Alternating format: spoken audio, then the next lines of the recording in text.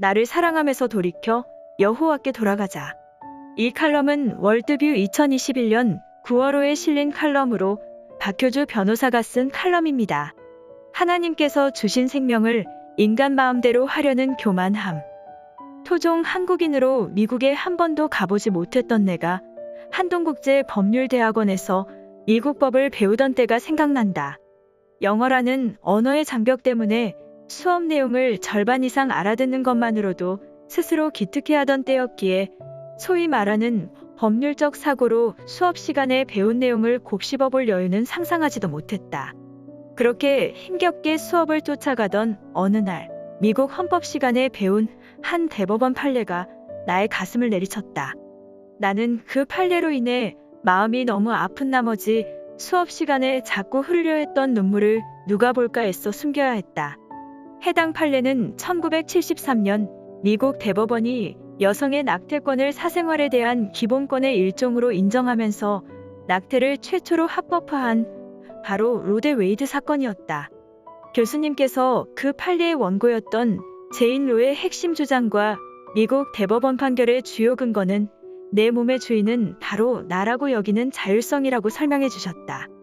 내가 내 인생의 주인이기 때문에 내가 원하는 것은 무엇이든지 할 수 있고 이를 근거로 하나님께서 주신 귀한 생명조차 내가 살릴 것인지 죽일 것인지 선택할 수 있도록 하겠다는 것이다. 하나님 보시기에 끔찍한 죄를 권리라고 정의하며 법적으로 보장하겠다는 것이 기독교 진리 위에 세워진 미국 땅에서 벌어지고 있다는 사실이 나에게는 적잖은 충격이었다. 무엇보다 하나님이 당신 아들의 생명까지 내어주며 살리시길 원하셨던 한 영혼을 그 영혼이 빛도 보기 전에 모태에서 제거할 수 있는 결정권을 스스로 가지겠다는 나라는 자아의 교만함이 하나님 앞에서 한없이 부끄럽고 죄송해서 눈물이 났던 기억이 난다. 더욱 강성하여지는 나를 사랑함. 너는 이것을 알라?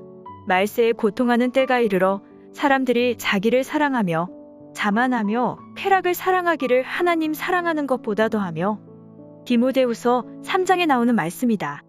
이처럼 하나님을 알고 그분을 경외하는 것보다 더 높아진 나를 사랑함은 세상의 풍조와 법이라는 울타리 속에서 더욱 강성해져 끝으로 치닫는 느낌마저 든다. 이러한 느낌은 1973년 낙태죄를 위헌이라 판결한 미국의 대법원이 약 40여 년의 시간이 흐른 2015년 동성 결혼을 합법화하는 결정을 내리는 것을 보았을 때 씁쓸한 확신으로 바뀌었다. 이 대법원 판례는 수정헌법 제14조의 적법 절차 조항과 평등보호 조항에 따라 동성 커플도 이성애자 부부와 같은 권리를 법적으로 누릴 수 있다고 결정하면서 인간의 어그러지고 삐뚤어진 정욕과 욕망을 법의 보호를 받으며 마음껏 표출할 수 있는 문을 열어주었다. 이러한 동성애의 쓰나미는 미국을 지나 한국을 위협하고 있다. 한국에서는 2007년 포괄적 차별금지법이 최초로 발의된 이후 제정에 실패했지만 10여 년의 시간 동안 교육을 통해 잘못 정의된 평등을 무분별하게 받아들이고 수용한 대중의 지지를 받으며 더욱 힘차게 입법부의 문을 두드리고 있다. 동성 결혼에 대한 반감이 많이 사라진 사회상을 문명의 가장 오래된 제도인 결혼에도 반영해야 한다고 강조한 미국 대법원의 결정문에서 볼 수 있는 것처럼 포괄적 차별금지법을 제정하기 위해 전방위적 공격을 하고 있는 지금 대한민국도 하나님이 말씀하시고 제정하신 절대적 진리와 가치보다 각자 소견에 좋은 것이 우선할 수 있다고 주장하는 악한 때를 살아가고 있다. 하나님이 창조하신 가정과 성을 허무는 포괄적 차별금지법, 자기 소견에 옳고 정의롭다고 생각하는 거짓평등에 속아 포괄적 차별금지법이 초래할 결과가 무엇인지도 모르고 향방 없이 헤매는 많은 사람을 볼 때면 속이 타들어간다. 포괄적 차별금지법이 통과된다면 하나님의 창조 질서인 성과 가정이 무너지는 것은 너무나 자명한 일이다. 아이들은 성이 태어날 때 결정되는 것이 아니고 원하면 아침에는 남성이 되었다가 저녁에는 여성이 될 수도 있다고 가르치는 비정상적인 젠더 교육을 받으며 무질서와 혼돈 속으로 내몰릴 것이다. 이러한 교육을 받고 자라난 아들과 딸이 성전환 수술을 원하면 부모로서 이를 반대하고 바른 성 정체성을 가르치고 훈육할 수 없게 된다. 이러한 일은 우리보다 앞서 차별금지법을 제정하여 동성 결혼을 받아들인 나라에서 실제로 일어나고 있다. 최근에 발생한 예로 캐나다 항소법원은 15세 자녀가 여성에서 남성으로 성전환하기 위해 받으려는 치료에 대한 아버지의 반대와 계속하여 자녀를 딸이라고 부르며 여성 호칭을 사용하는 것은 가정폭력이며 부모와 자녀의 관계를 파괴하는 것이라고 했다. 이처럼 세상에서 역사하는 공중 권세 잡은 사단은 교묘하게 거짓 평등과 인권 옹호로 포장된 악법을 제정하고 사회의 풍조를 조장하면서 부모와 자녀의 관계를 무너뜨리고 가정을 해체하려 하고 있다.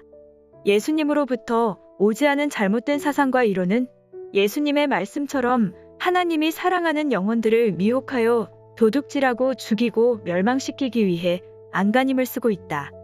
더욱 기막힌 일은 양들에게 하나님의 말씀을 가르쳐 생명의 길로 인도할 목자를 양성하는 신학대학교에도 이러한 세상의 풍조가 스며들어가고 있다는 사실이다. 서울에서 열리는 성소수자를 위한 퀴어 축제에 신학교 출신의 학생들이 무지개 예수라는 피켓을 들고 축제에 참석해 동성애를 옹호하는 것을 볼 때 가슴이 무너진다. 시대를 분별하지 못하고 하나님의 말씀 앞에 순복하기보다 자신의 얄팍한 이성과 지식으로 옳고 그름을 판단하겠다며 선악과를 따먹는 죄를 지으며 하나님을 대적하는 자리에 머물러 있는 영혼들이 무척 가련하다. 여호와의 말씀을 선포하고 여호와께 돌아가자. 왕이 단 위에 서서 여호와 앞에서 언약을 세우되 마음을 다하고 뜻을 다하여 여호와께 순종하고 그의 계명과 법도와 율례를 지켜 이 책에 기록된 이 언약의 말씀을 이루게 하리라 하매 백성이 다 그 언약을 따르기로 하니라. 열왕기하 23장 말씀이다. 다른 믿는 친구들은 이러한 일 때문에 가스마리아는 나에게 성경을 인용하며 마지막 때에 필연적으로 일어날 일이 일어나고 있는 것뿐이니 너무 심각하게 받아들이지 말라고 조언을 건네기도 했다. 나도 그 친구들의 말에 수긍하며 우리는 지금 성경에 기록되어 있는 말세에 살고 있고 말씀이 성취되어 가고 있는 것이기에 이 거대한 세상의 풍조를 바꿀 수 없음을 받아들이는 것이 질책받을 일은 아니라며 스스로를 위로하던 때도 있었다. 그러나 세상의 풍조와 흐름에 적당히 타협하며 침묵하려는 내게 하나님께서는 백성들이 따르던 이방 우상과 산당들을 제거하고 성전을 수리하는 등의 종교 개혁을 통해 하나님 앞에 바로 섰던 유다의 15대 왕 요시야를 생각나게 하셨다. 요시야 왕은 성전에서 하나님의 율법책을 발견하였을 때 유다에 임한 환난이 여호와의 율법책에 기록된 말씀에 대한 조상들의 불순종으로 인한 것임을 깨닫고 옷을 찢으며 회개했다.